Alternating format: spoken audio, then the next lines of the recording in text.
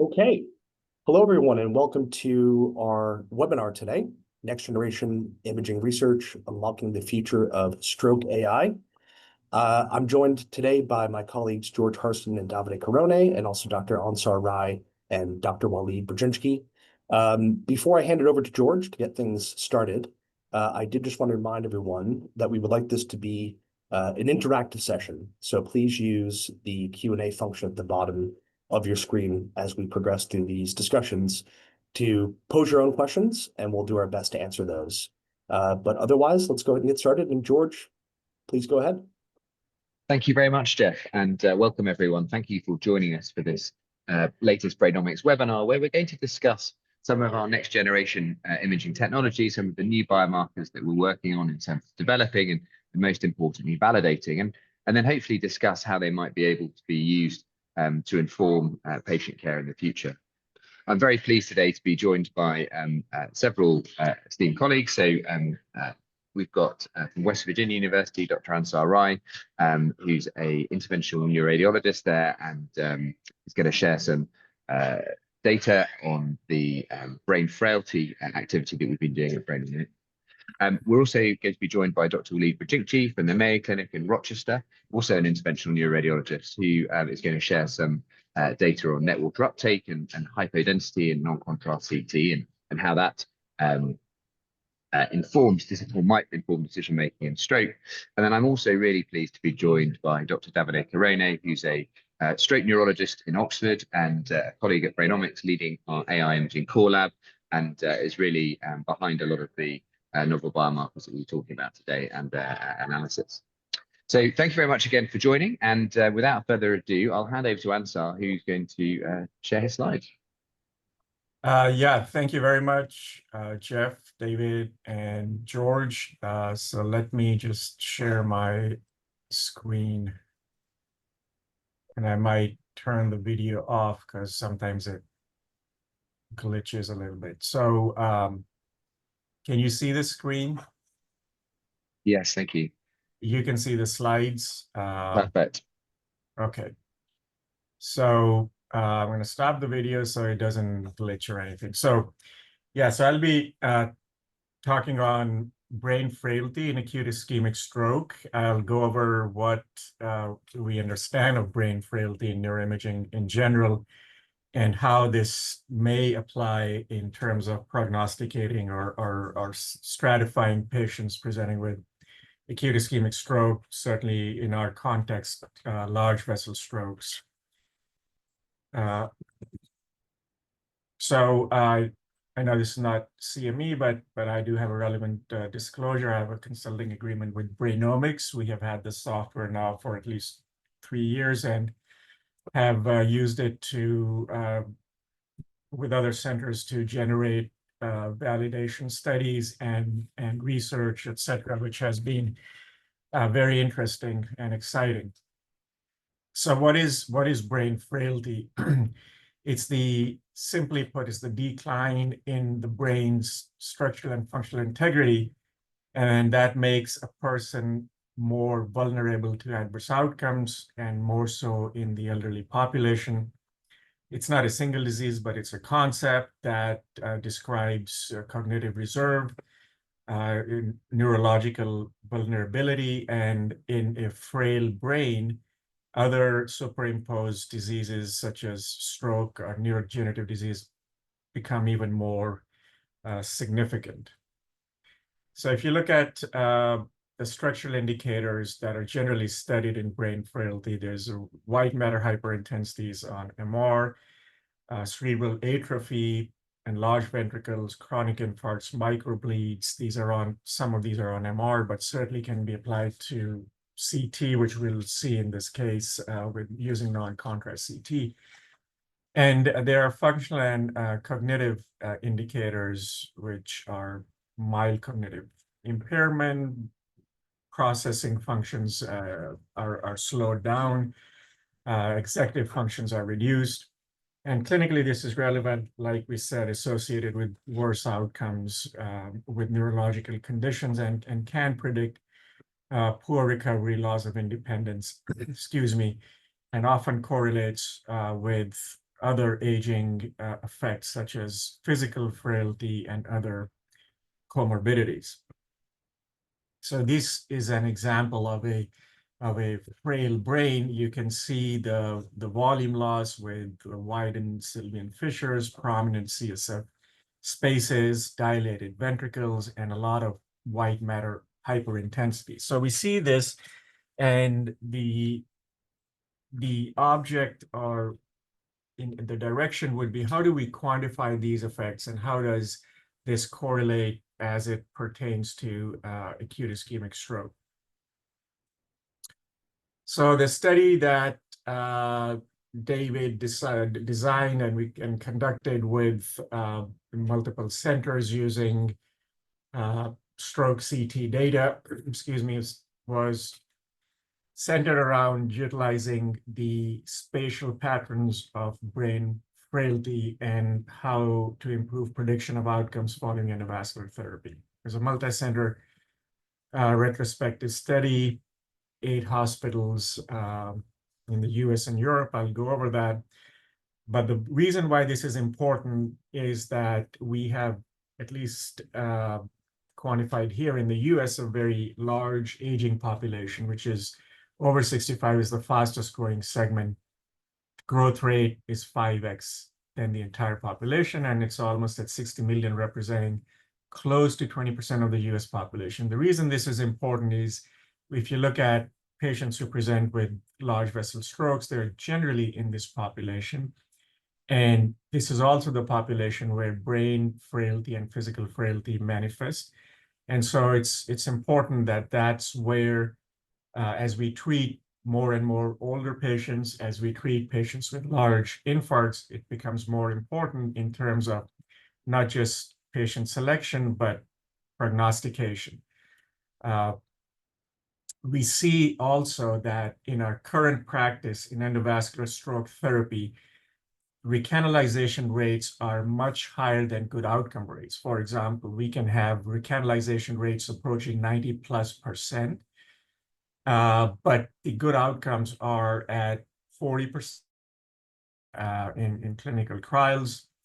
And so we see this gap. So what are the factors, for example, in patients who have successful recanalization, but don't have a good outcome? And it could be multifactorial. There are other factors that kind of correlate with futile recanalization, but the object was to see if there are any neuroimaging markers that can predict that, specifically spatial patterns of brain frailty. So like I said, it was a multi-center international study, 8 hospitals in the US and Europe. There were 1,111 endovascular patients with successful recanalization, TK2B or 3. And the overall cohort split was assigned into a derivation and a validation cohort. The derivation cohort is basically the group of patients that used to build or train the predictive model. And in this case, it was 60% randomly selected by site. And this group was used to identify specific brain atrophy patterns using machine learning, excuse me, and CT imaging, and linked to poor stroke outcomes. And this generates a brain frailty map that identifies areas of the brain where atrophy may predict worse recovery, for example, as we see corpus callosum white matter.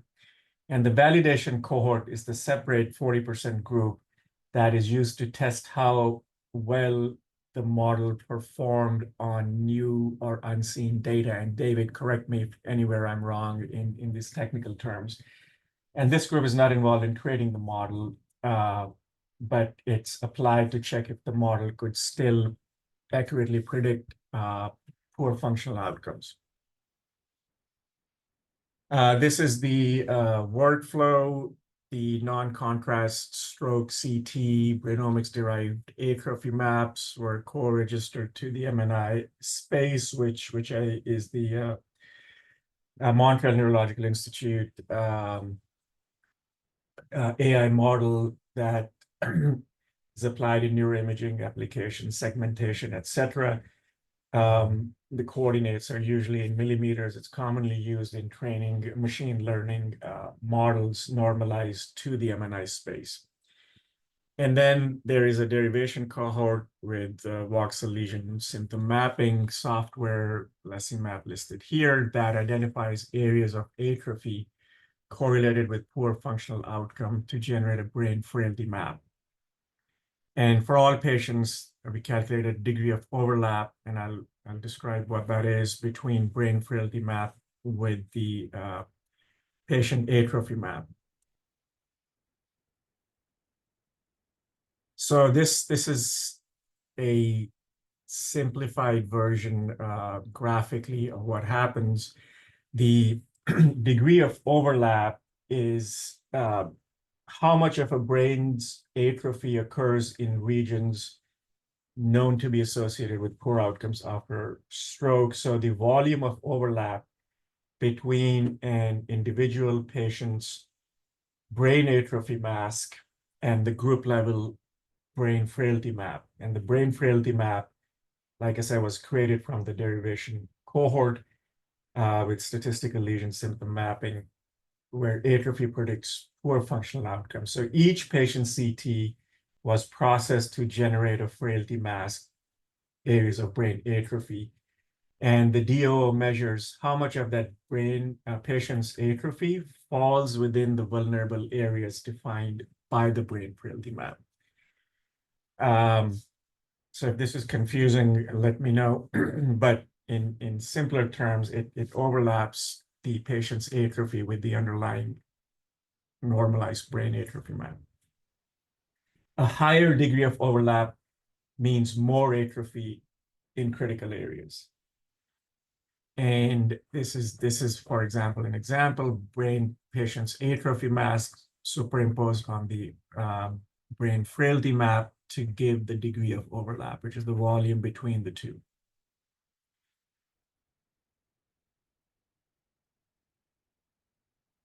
And yeah, so these are the overall results. There's a derivation cohort and the validation cohort. Total patients listed 1,111 and broken into 60-40% for derivation and validation, pretty equal age, gender aspects, NIH, 3-month MRS, and good functional outcomes.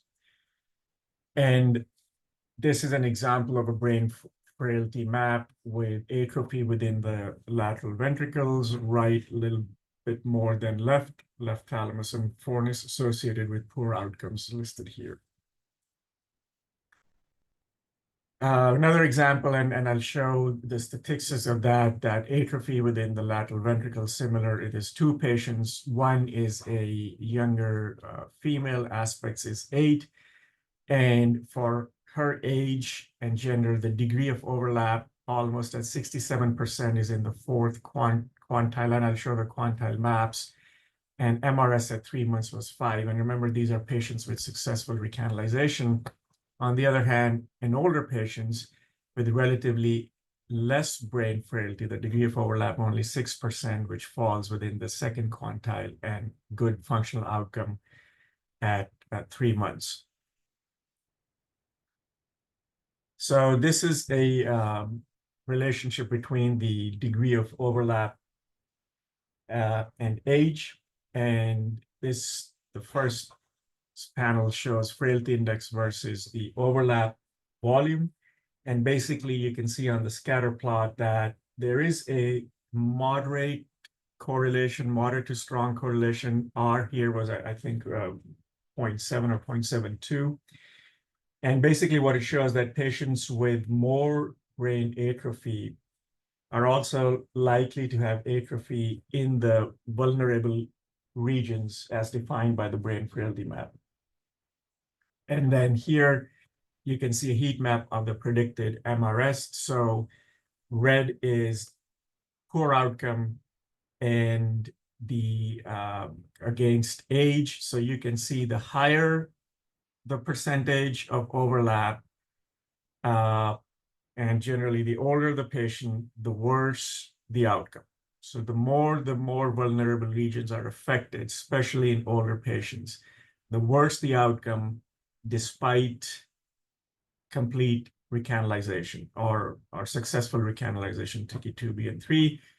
And here, the less the brain overlap, the more there is, the younger the patient, the better the outcome.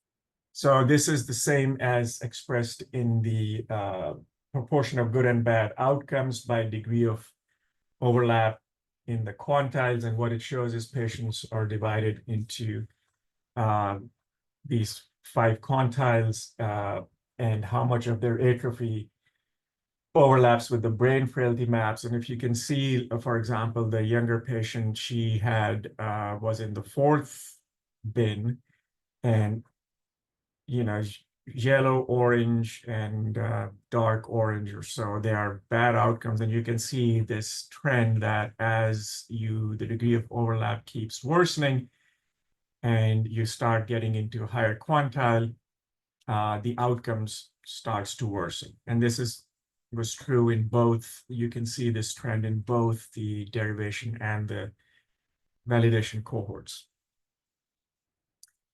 So these are individual predictors with ROC curves for the derivation cohort.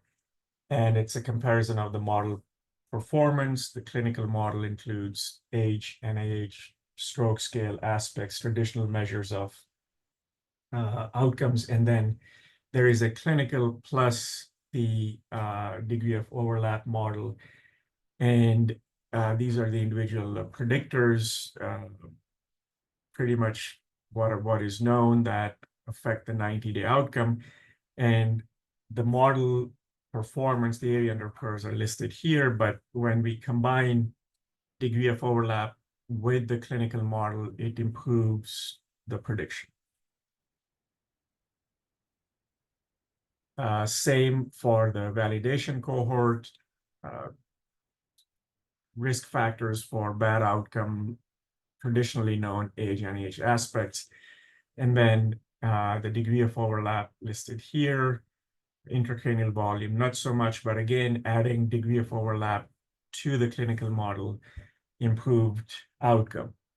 And this is simpler interpretation of those two, both for derivation and validation, that age was a predictor. Every 1 year increases the risk of poor outcome. NIH stroke scale, we all know that a severe stroke is more associated with a worse outcome. So is lower aspects or higher core.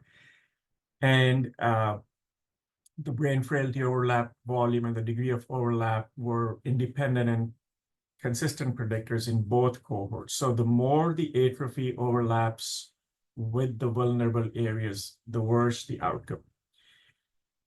Frailty index is the total atrophy was not that significant after adjusting for other variables, and intracranial volume had a smaller effect, but not a strong driver. So the degree of overlap and the brain frailty overlap volume was the most significant, especially when added to the clinical variables.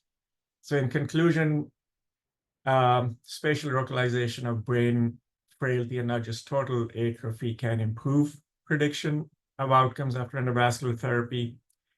And when we use this in addition to clinical models, it can help in patient selection.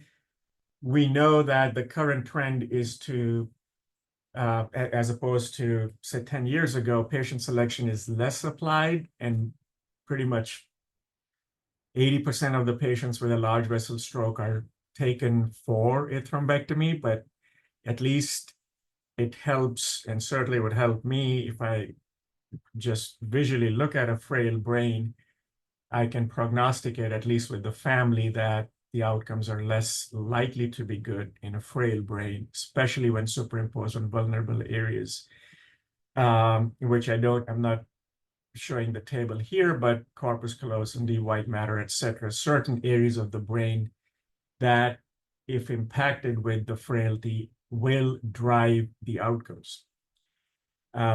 And this can help in further prospective validation studies, automated brain frailty maps, incorporated into, for example, an app that we are beyond LVA detection on CTA and CT perfusion, where this is the next generation, a much higher level.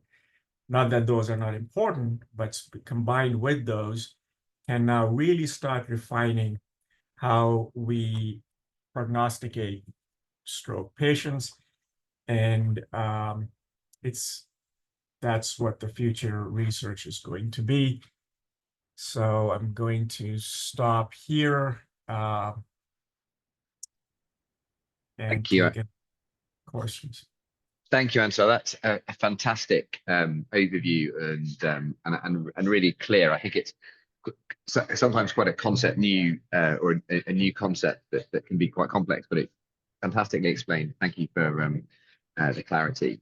In the interest, there's a few questions, but I think they're probably more general. And so what I suggest we do in the interest of time, if that's all right, we might move on to Dr. Brinjikji, who's going to share some of his data, and then perhaps we have a general discussion about novel techniques after that. So I don't think there's anything specific to the talk that we need to address now. So hi, Waleed, welcome. Thank you very much for joining us. We're really pleased that you're able to share some of the research that you've been leading in collaboration with both the team at Brainomix and other collaborators on net water uptake and CT hyperdensity in the context of thrombectomy. So I'll hand over to you. Thank you very much. Yeah, so thank you for having me. So the title of this talk is How Dark is Too Dark? And basically we're exploring the role of net water uptake in predicting futile recanalization following mechanical thrombectomy. And I understand that the whole concept of futile recanalization is a very controversial one, but we do need to understand that there is probably a point where the benefits are extremely low after mechanical thrombectomy. So we all know that brain injury following stroke, it's a heterogeneous constellation of processes that can result in morbidity and mortality. Both the extent and the severity of injury are important in mediating brain injury and stroke. And for the purposes of this study, we use the Brainomix 360 module to quantify extent of ischemic injury and non-contrast CT in a cohort of LVO patients undergoing thrombectomy. And in this particular case, we use the net water uptake, which is a measure of CT hypodensity, as a surrogate of vasogenic edema. And net water uptake, it measures CT hypodensity relative to the contralateral hemisphere. So it's a pretty, straightforward calculation. And we measured how net water uptake impacts clinical outcome following mechanical thrombectomy, and is the clinical effect of net water uptake independent of acute infarct volume. So this was a retrospective multi-center study from around 1,400 patients from the USA and the EU. We looked at anterior circulation LVO stroke patients treated with endovascular thrombectomy. The endpoint was 90-day MRS, and successful recanalization was defined as TICI 2B3 as determined by the operator. So this is just like, two examples of patients with established infarcts who underwent thrombectomy. You can see maybe on this one, there's subtle loss of that right basal ganglia, and this one, the infarct's a little bit more obvious. So, if using the Brainomix e-aspects module, you can, identify the hypodensity in both of these individuals, and you can see here that the map demonstrates a pretty focal infarct on the lower one, and then in the left one it's a little bit larger. And then we create the net water uptake maps, which kind of accentuate the hypodensity so that we can get a sense as to, what the relative net water uptake is of the, hemisphere compared to the healthy hemisphere. And then, of course, a calculation is made calculating the net water uptake, the relative net water uptake of the affected region compared to the healthy hemisphere. So this was our patient cohort. We had around, over 1,400 patients, mean age 70, kind of your standard gender distribution. These patients all had high NIHSS of 16, 50-50 split between right and left hemisphere. E aspects was around 9. Acute infarct volume was pretty small, around 20 mLs. And then median net water uptake was around 8% compared to the contralateral hemisphere. And as in most cases, we had a TICI-2B3 rate of around 82% and MRS 0 to 3 of 44.1%. So when we look at our multivariate analysis in terms of variables that are associated with good functional outcome, obviously, increasing age was associated with a lower, chance of good functional outcome for each individual year. Same with each individual point of the NIHSS. The successful recanalization was associated with the higher odds of good functional outcome. E aspects, obviously, the higher it was, the more chances of a good functional outcome. And then net water uptake, for each percent increase in net water uptake, there was a reduction in the rate of good functional outcome. And this was statistically significant on multivariate analysis. So already there we see a good signal. When we look at E aspects and functional outcomes, this is, as expected, right? I mean, patients on the lower end, 1 to 3, had a lower rate of good functional outcome than patients on the higher end. So the darker it is, the worse the patient did. And then, when we did this for the net water uptake, it was pretty much the exact same thing. So you can see on the net water uptake right here, if the lower your net water uptake from like 0 to 5%, essentially, about 25% of, MRS of 0, almost 50%, over 50% of MRS of 0 to 2.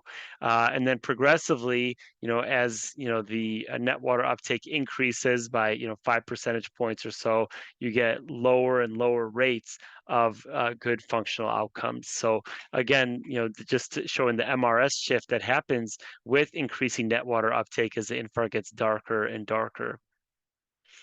We didn't see any significant interaction between the recanalization status and net water uptake. So one thing that we did not see was essentially, like, if a patient was not recanalized, so if they had a TICI 0 to 2A, there was no clinical impact of net water uptake. And this makes sense because in the end, you assume that that infarct is going to go on to completion following, unsuccessful recanalization.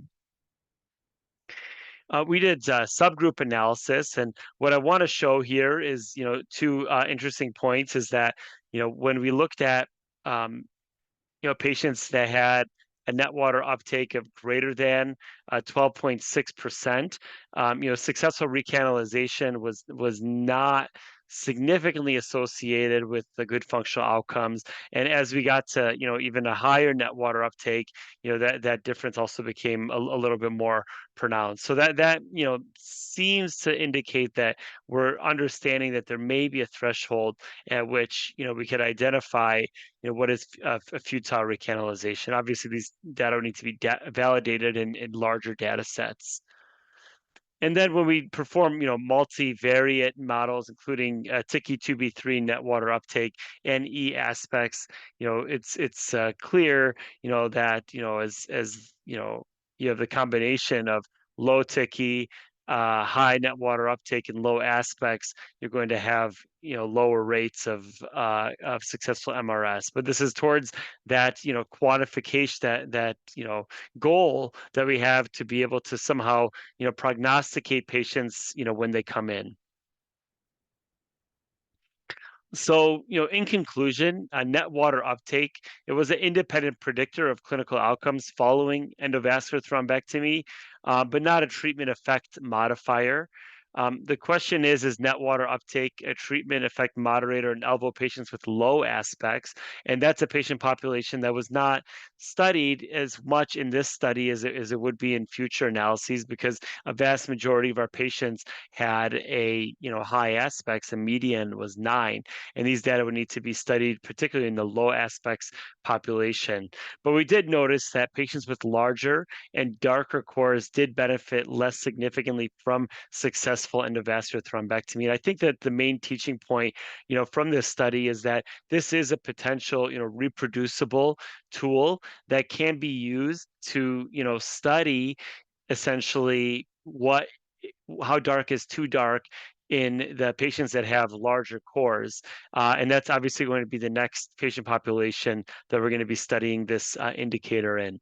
So that's all I have, and happy to discuss any further. Thank you very much, Waleed. That's a fantastic overview and really, really interesting work. I think the combination as well is very compelling, isn't it? I think clinically we see ever increase, we're treating more and more large core patients and an older and frailer population who perhaps don't necessarily sit within the randomized control groups always. And I think that interaction is really interesting. Before we have a sort of more broad range discussion, I'm really pleased that Davide's here, because there's a couple of points you brought up around the treatment modification, and in particular as well in the large cores. And I think the work that you've described is a fantastic sort of way to develop the concept. And I don't know if Davide, you wanted to share your thoughts of some of the results you saw when we've looked at the Tesla large core randomized control trial for thrombectomy, which was presented at ESOC a few weeks ago. And Davide, you were able to present those results. I wonder if you had any thoughts on that. Yes, so we're completely right. I think studying the features of the core is a lot more relevant in a population with low aspects, mainly because I think in patients with a good aspects, the penumbra is the main driver outcome. So if you have so much penumbra to salvage, it doesn't matter how much you salvage of the core. It probably will impact a little bit, and that's why it's an independent predictor of outcome, but it's not a treatment modifier. The treatment is, in those cases, really working on the penumbra. And I have here some slides. Let me share from, which are very interesting, from Tesla. Let me see if I can share. Can you see my screen? Yeah. Oh, yeah. Here we go. Yeah. Presentation mode. Just very briefly, as you all know, Tesla was a randomized control trial testing the effect in low aspect patient of thrombectomy. Exactly in the study Waleed presented, we measured two different features, the size of the infarct and how dark that was for the network uptake. And just going to the results and showing this, you could see that the infarct size was an independent predictor. And as you can see, there's a treatment modifier, and this is not surprising. The larger the infarct, the less benefit you had. But talking specifically about network uptake, what we could see is in patients with a low aspects, we have a significant interaction effect between network uptake and the arm and the randomization arm, suggesting that those patients with a darker, more established lesion benefited less than thrombectomy. Now, we're not able to quantify how much less. We just know it's one of the factors that impacts your ability to benefit from thrombectomy. So it will need to go in the future. You can imagine that it goes together with multiple features. The frailty that Ansaar has presented, the size of the infarct, the aspect score. I think when we will be able to capture and extract all this information from a plain CT using AI, I think we will be in a better position in trying to explain to families the risk and benefits in treating patients. I mean, trying to make more personalized information. And just visually, sorry, maybe this shows a little bit more the shift.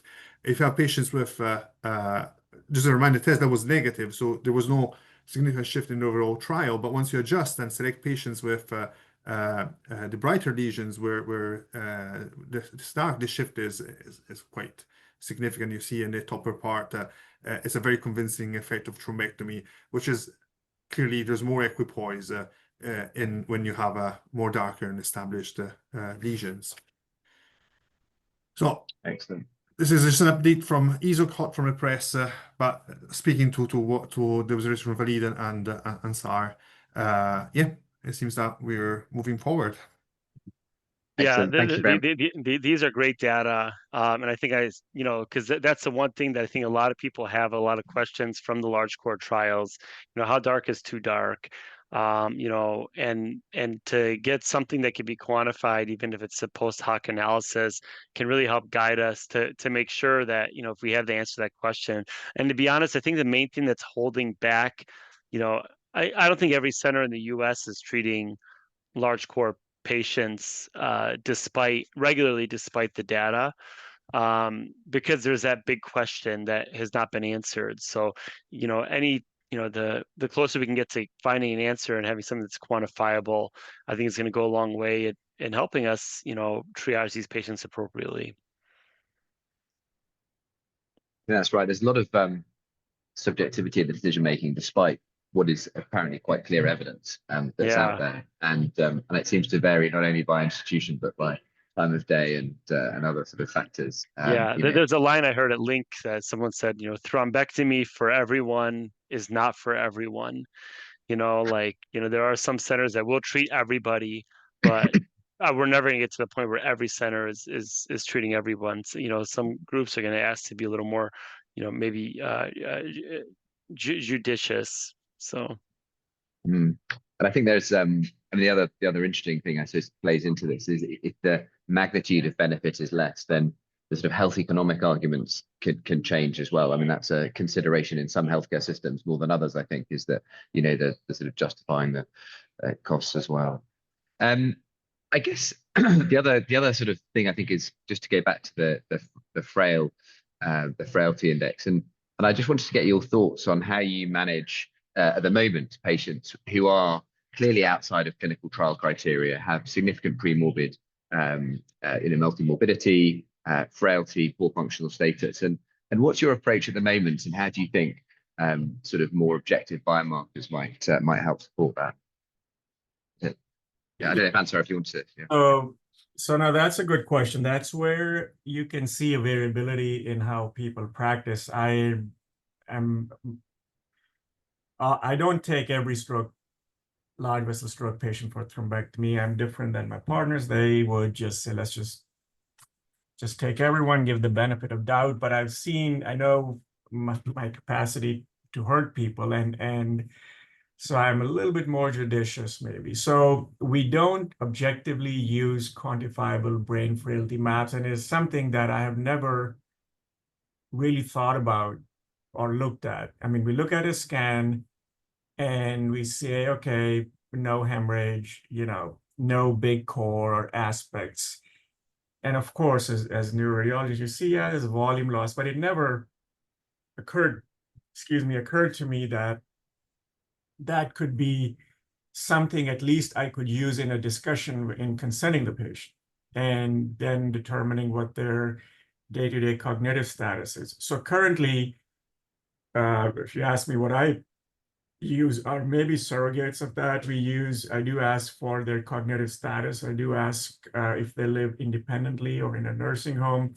There is enough literature in multiple studies that deal with any surgical procedure, minor or major in the elderly, that there are certain factors specific to the elderly that impact outcomes. For example, social status, neurocognitive status, physical frailty, etc. And that is also true for strokes, the more we do. But if we can quantify that or be at least aware of that, that will help.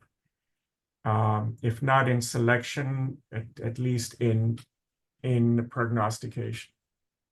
Yeah, that's a really important point. And I suppose on that theme of having more information from baseline imaging about the sort of patient phenotype and their status at baseline, I guess the other context where these sort of tools might add value would be in the interpretation analysis of clinical trial data and understanding how your populations are responding to different teams. Absolutely, and Waleed alluded to that. I mean, these are the questions And I know futile recanalization is a touchy subject, but it is a real subject. We don't have 1-to-1 or far from it. We don't even have 1-to-2 recanalization in terms of good outcome ratio. So there are factors. We are taking these patients. We are doing an invasive procedure. It's not risk-free. And these measures, these biomarkers done on non-con CT, these are not done on elaborate MR sequences. These are done on a CT generated everywhere. Wherever there's a neurological issue, someone gets a non-con CT. So maximizing, squeezing the most out of it is valuable. And these are not that complex. Frailty is not that complex. Certainly quantifying the way David designed with degree of overlap, frailty index, etc., is very novel. And if that can be simply presented, that's useful. Yeah, I think you're right. That's a definite area that we have to work on, is how it's presented so that it's, you know, an understandable and I think reliable, a trustworthy source. Yeah, definitely. I think you also raise another important thing is that you cannot have the best biomarker if it takes 24 hours to be ready. We're talking about acute stroke. You need to compromise and try to get and squeeze out something that you can have in 30 seconds, 40 seconds, because you need to make a decision. So I think that's part of the value in that. And there's also the other flip of the coin. And if this provides reassurance in treating elderly patients, where in centers where people would say, I'm not that sure I would do that. I think that's helpful as well, if it provides confidence that you're doing the right thing for that patient. I think the confidence argument is really important in medicine, isn't it? Because we all fear doing harm, and actually being able to say no, it's okay. You know, on balance, we're confident this will benefit. I think particularly in going to Waleed to talk about the net water uptake, and sometimes people are anxious about treating large core patients, and I think giving people the confidence that actually there's not established, but the core is something that looks like it may still benefit from reperfusion, I think might be a useful tool for that in terms of treatment rates. I guess the other thought I have, or that I wanted to sort of pick your brains on, is thinking about the future. And we thought about frailty, we thought about large cores and the net water uptake. What are the other sort of areas in your practice where you have an unmet need for understanding or characterizing patients? Is there anything else that you would suggest that we focus on? You think actually, you know, obviously we'll try and get these products into a clinical use, but where are the other areas that you think that there's an unmet need? Yeah, you know, I mean, to be honest, you know, I mean, despite the data that came out for like medium vessel and distal vessel occlusion, I think that detection of those is going to be very important, because eventually someone's going to figure out the best way to recanalize these vessels, and I think eventually, you know, most DMVOs are going to end up being treated, and I think that in general, the diagnostic radiology does not do a good job at finding these things, and it's hard. It's hard to do it, specifically if you're like not a vascular expert, you know. So I think that's one area that there's like a major, you know, unmet clinical need, and then, you know, I think that, you know, obviously identifying, you know, futile recanalization, and then identifying futile recanalization in terms of, you know, what symptoms are expected to get better. You know, so someone comes in, you know, with, you know, 90-year-old comes in with aphasia, you know, and some motor weakness. And, you know, we're going to look at the map and say, hey, you know, the probability of this patient's motor, you know, function returning is very low, but the aphasia could return.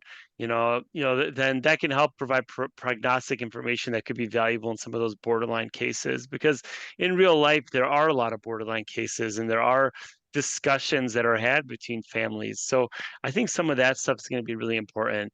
The key thing to point out is that in most cases, specifically after hours, neurologists do not have the benefit of on-site expertise to help with image interpretation, and to be able to have a tool that can allow, you know, a neurologist to, you know, get all that information, you know, in a nice packaged way is going to be very important.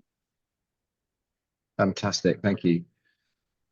The other interesting area I think that we sometimes neglect in stroke medicine and in stroke research as well is the sort of cognitive burden that patients who have a stroke, suffer longer term. And I don't know if you've got any thoughts about that, or something that you reflect on or think about when you're treating patients. Is that sort of softer, if you like, or harder to objectively measure burden that we often see post-stroke, and how some of these biomarkers might inform that place of outcome? Yeah, I can answer that. I mean, cognitive burden is much harder to measure, and there have been some trials that have been looking at cognitive burden in ischemic stroke and specifically with recanalization and distals. I'm thinking about some I think it was Rapid Medical might be doing something on that particular topic. I think that is something that is definitely worth studying. I think that the tool for brain frailty has applications that are beyond stroke as well. You could see it as something that could be useful in setting of subarachnoid hemorrhage. You could see it as something that's useful in fall patients, which is a lot of patients that come through. It's something that could be useful for the general population. I mean, I don't know how many people get CTs in the US every year, but head CTs, I don't know, millions. To have some sort of baseline data that's monitored over time using non-contrast CT, I think is incredibly valuable.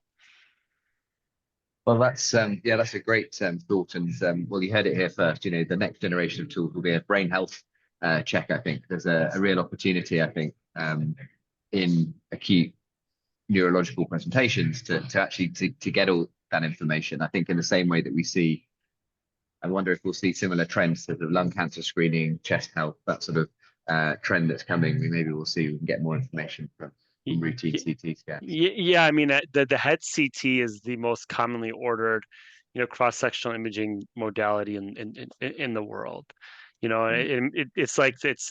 It's the chest X-ray, and to be able to extract as much information as possible is incredibly valuable. Yeah, fantastic. Now, I'm aware that we've gone slightly over time for what we've scheduled today, but it's been a really stimulating discussion, some fantastic data that's been shared. So I think we probably ought to wrap up. But thank you. Can I just thank you both again so much for your presentations? I thought they were very clear and insightful, and a really exciting taste of what the future might hold in terms of novel imaging biomarkers, novel technology that might help support the care of patients with stroke. So thank you very much again for your presentations and discussion, and thank you to everyone who's joined us. But I'll hand back to Jeff just to close up. Great. Thank you, George. And yes, thank you again to Dr. Rai and Dr. Brinjikji for a highly informative and insightful discussion. And thank you, Davide, as well, for your contributions too. And thank you for joining us. We will be sharing this recording afterwards, so people can feel free to watch it again. And we'll be sharing this with people who were not able to join us live today, but continue to follow us at Brainomix for any future sessions that we run. And yeah, thank you guys, and have a good rest of the day. Thanks. Bye-bye.